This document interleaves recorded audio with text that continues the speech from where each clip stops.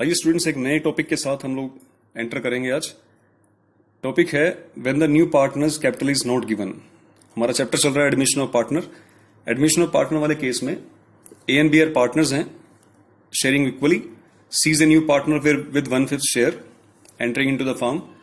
और क्वेश्चन में ये बिल्कुल भी इंफॉर्मेशन गिवन नहीं है कि सी कितनी कैपिटल फॉर्म में लेके आया है। तो इसलिए टॉपिक बन रहा है यहाँ पे when the new partners capital is not given. ये हमें क्वेश्चन में गिवन नहीं है कि सी अपने हिस्से के अकॉर्डिंगली कितनी कैपिटल फॉर्म में लाया, और वही हमें कैलकुलेट करनी है। तो आइए एक एग्जांपल से समझते हैं। मैं इस एग्जांपल के लिए पार्टनर्स कैपिटल अकाउंट बनाना सिखाऊंगा आपको इस टॉपिक के रिगार्डिंग। इसमें पहले रिवोल्यूशन बन चुका है, रिवोल्यूशन के बाद कैपिटल अकाउंट बनाते हैं आप। तो मैं सभी डाटा इमेजनरी फिगर यूज कर रहा हूं यहाँ पे। मैं देखिए, मैं ओपनिंग बैलेंस लेके चल रहा हूं कैपिटल के कि ए और बी ऑलरेडी बिजनेस में है और इनके कैपिटल बैलेंसेस हैं 400 and 200 by balance brought down 400 and 200। It is the opening balance which is taken from the opening balance sheet. इसके अलावा आप लोगों ने इससे पहले रिवोल्यूशन अकाउंट बनाया और उसका प्रॉफिट आया 20 रुपीज। वो दोनों पार्टनर्स में इक्वली डिवाइड हो गया इनके ओल्ड रेशियो में। इसके अलावा फॉर्म में जनरल रिजर्व था, वो भी फ्री था और आपने डिस्ट्रीब्यूट कर लिया दोनों पार्टनर्स में, ओल्ड पार्टनर्स में ओल्ड रेशियो में। इसके अलावा और कोई एडजस्टमेंट गिवन नहीं थी बुक्स के अंदर। अगर हो सकता है इसके अलावा कोई गुडविल दे रखी हो फॉर्म में, ओल्ड गुडविल, तो उसे आप राइट ऑफ कर देना, ठीक है। कोई वर्कमैन कंपेंसेशन रिजर्व और वो फ्री हो तो उसे डिस्ट्रीब्यूट कर देना। कोई पार्टनर अगर गुडविल लेके आया फॉर्म में तो उसे आप सैक्रिफाइस रेशियो में डिस्ट्रीब्यूट कर देंगे। तो मेरे कहने का मतलब यह है कि मैंने सारी एडजस्टमेंट को यहाँ पे डील कर लिया। टॉपिक समझते हैं हम लोग आगे। मैंने यहाँ पे इसको क्लोज कर लिया कैपिटल अकाउंट को 420 एंड 220। ये वाला कॉलम में ब्लैंक चल रहा है। ब्लैंक इसलिए चल रहा है कि इसमें कैपिटल गिवन नहीं है। हाँ, हो सकता था कि अगर गुडविल की अमाउंट वो कैश लाया होता तब भी इस कॉलम में कुछ एंट्री नहीं होती यहाँ पे। तो आइए टू बैलेंस कैरी कर लेते हैं इनके 420 220। टोटल भी सेम आएगा इसका 420 एंड डैश। कैपिटल के बारे में मैंने क्लोज करने के बाद इसे फिर से रीओपन किया है by balance brought down. Reopen कर रहा हूं मैं इसको 420 एंड 220 के साथ। आइए देखते हैं नेक्स्ट टॉपिक हमारा यहां पे क्या रहेगा। कैसे कैलकुलेट कर पाएंगे हम लोग नए पार्टनर की कैपिटल, आइए सीखते हैं। ध्यान से समझिएगा इस कैलकुलेशन को।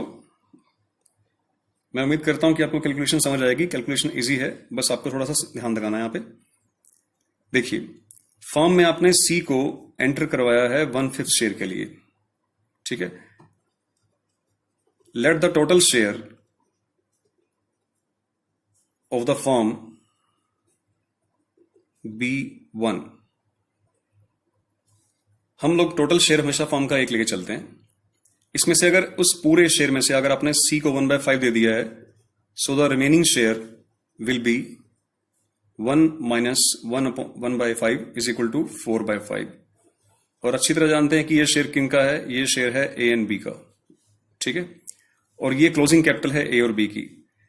इसका मतलब हुआ कि 4/5 of the total capital, total capital के 4/5 शेयर के लिए ए और बी की जो कैपिटल है वो है 420 प्लस 220, 4 और 2 600, 640।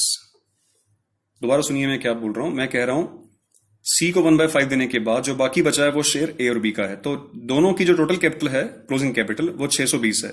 सो 4/5 of the total capital is equal to 620। जो टोटल कैपिटल के 4/5 शेयर की वैल्यू है वो 640 है, ठीक है। तो यहां से हम लोग टोटल कैपिटल कैलकुलेट कर पाएंगे बड़ी इजिली इंटू 5/4, क्योंकि इधर आके ये 4/5 है, इज इक्वल टू से इधर आके 5/4 हो जाएगा। इसे कैलकुलेट कर लेते हैं हम लोग। ये आ गया 800, काटने के बाद 800 आ गया। That is the total capital of the firm, ठीक है।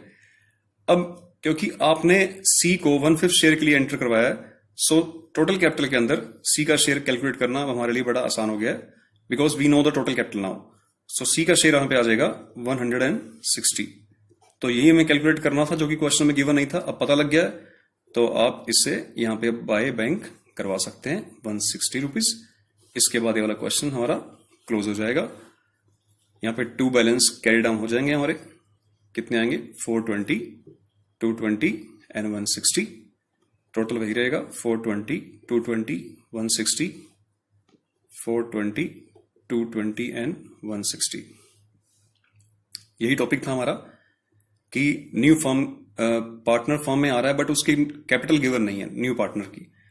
अब इस केस में एक थोड़ी सी सावधानी बरतिएगा, जब आप फर्म में रिवाइज्ड बैलेंस शीट बना रहे होंगे तो वहां पे जब आप बैंक अकाउंट लिख रहे होंगे तो ओपनिंग बैलेंस शीट में दिया रहता है बैंक का या कैश का, तो उसे लिखने के बाद, उस बैंक बैलेंस को लिखने के बाद इसमें ऐड करना मत भूलना, जो ये सी अभी कैपिटल लेके आया है, सी की जो कैपिटल है 160 रुपीज, इसमें ऐड करना मत भूलिएगा।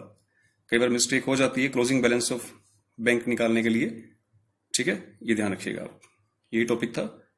सो उम्मीद करता हूं आपको समझ आया होगा। Thank you very much.